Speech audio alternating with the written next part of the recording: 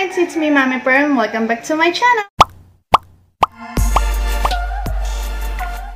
So, for today's video, magre-review tayo ng isang camera which is yung Canon Eos M10 mirrorless camera. So, without further ado, let's get started. So, yun na nga guys. Bago ko sabihin yung price ng camera, tsaka kung saan ko siya nabili, ipapakita ko muna sa inyo yung mga features or sasabihin ko muna yung features na na-research ko bago ako bumili ng ganitong camera, which is etong Canon Eos M10 camera. Ito siya guys. Color white siya.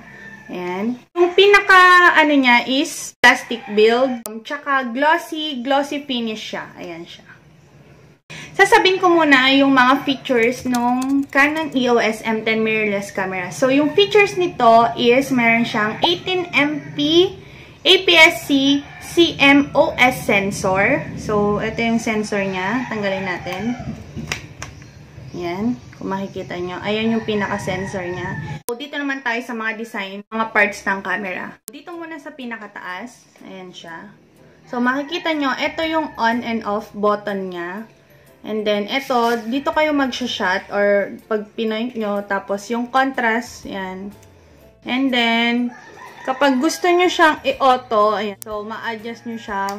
Pwedeng pang camera and then pang video. So, ito yung pinaka-record button niya. Pag mag-shoot na kayo ng video nyo, ayan, yung may red siya. Nandito yung kanyang flash. Ayan. Ayan, palabasin natin. So, ito yung tsura ng flash niya. Ayan. Pag nag-shoot tayo sa madilim or nagtitake tayo ng picture, pag nighttime, yan, pwede siya. And then, dito naman yung pinaka, ayan, yung mga connector niya, ganyan. Tapos, yung lagayan ng SD card. Ayan siya. Dito sa kabilang side, dito yung sinasabi ko kaninang Wi-Fi connectivity or Wi-Fi connection. So, meron lang kayo ida-download sa Play Store or sa App Store na Canon, basta ganon. Tapos, magko-connect na siya sa phone ninyo. So, madali lang siya. Easy to use talaga. Easy rin mag-transfer ng files. Hindi mo kailangan ng matagal. Ilang oras, ganun. Napakadali lang niya. And then, dito na tayo sa middle part. Ito yung pinaka-touchscreen niya. Ayan. Ito yung menu. Nandito yung mga settings. Yan, yung may flash. Ganyan. Tapos, dito, makikita nyo yung pictures. So, mamaya bubuksan ko. And then, dito naman, sa pinakababa, ito, ilalagay nyo siya sa tripod, ganon. And then, ito naman yung kanyang battery. So, yung battery life nito is napakatagal gamitin. Pero kung syempre mag-shoot tayo sa labas at kailangan natin extra. Mura lang naman to guys. So, sa akin kasi umaabot ng mga ilang days ba? 3 days? Ganun siya katagal. As in talaga. Tapos, sa kanyang lens. So, yung lens nito is nasa 15 to 45 mm. Meron siyang image stabilizer. So, ang nakikita ko lang na naging problema dito, yung autofocus niya, lalong-lalo na pag bagong bukas siya, mahirap siyang makapag-autofocus. Pero after nun, wala naman siya. Tapos, wala din pala siya plug ng microphone, yung mga pinaglalagyan ng microphone dyan. Pero yung audio niya is okay na. Kahit hindi na kayo gumamit ng microphone, napakaganda ng audio nito. Ito yung kanyang lens. Yung size ata nito is 49mm. Tapos, ganyan siya. Ayan. Pag malayo, ayan siya. Na-adjust. Yes. Napakaganda talaga niya, guys.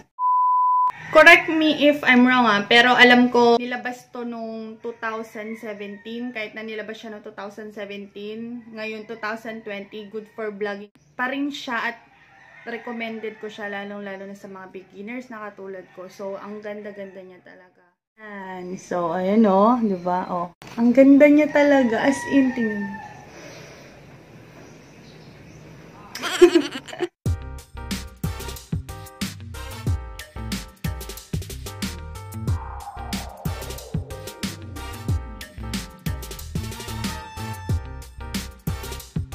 Yan yung mga outcome, yung mga images niya is very natural. Natural yung kuha. So, nabili ko siya sa isang Facebook page na ang pangalan ng page nila is Beyond Compare DSLR. Ang admin nito, ang may-ari nito is Ma'am Thea Albino. Shoutout po sa inyo. Salamat sa napaka-smooth transaction natin.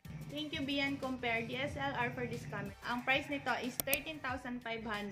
Kung di ako nagkakamali, ang mall price nito range siya ng 19,000 to 20,000 pesos pagdating sa mga malls. Ganyan. Makikita nyo naman kahit pre-love na siya or second hand na siya is napaka ano pa niya oh.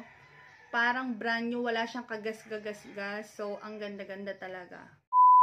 So, that's it for today's video, guys. Sana nagkaroon kayo or nabigyan ko kayo ng idea sa mga nagde-decide or sa mga nag-iisip na bumili ng camera for vlogging. So, must try or recommended talaga tong Canon Eos M10 mirrorless camera. Worth it na worth it siya. And kung nagustuhan nyo yung video na to, don't forget to like and subscribe to my channel. Thank you for watching!